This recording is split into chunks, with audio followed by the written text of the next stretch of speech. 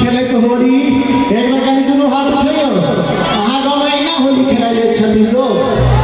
बस आधा मिनट का और समय खाली ताली बजवा चाहिए करा का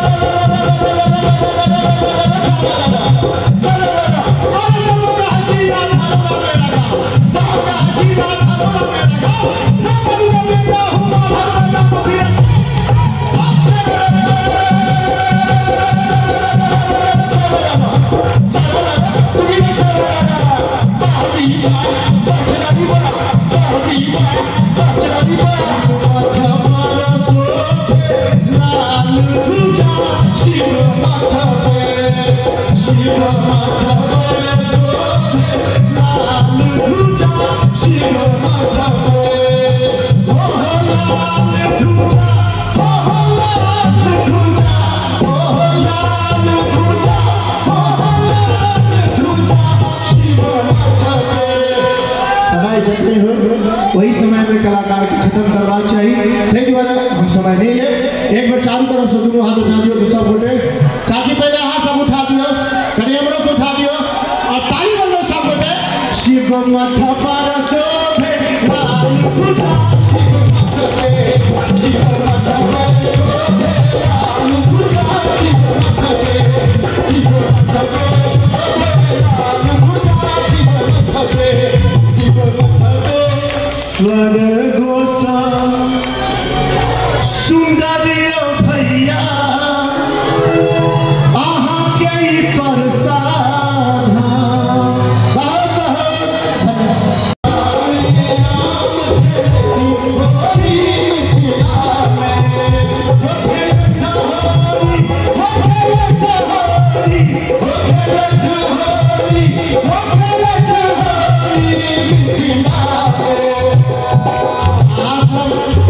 जते कम ताली बजबै छै तै से ज्यादा तो हमर चाची वही सब ताली बजबै छै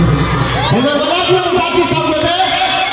मिथिला में राम खेलत होली मिथिला में राम खेलत होली मिथिला में किनका हाथ कनक पिचकारी किनका हाथ कनक पिचकारी किनका तेरा मेरा छोरी किनका तेरा मेरा छोरी मिथिला में राम खेलत होली मिथिला में राम जी के हाथ कनक पिचकारी राम जी के हाथ कनक पिचकारी सीता जी के हाथ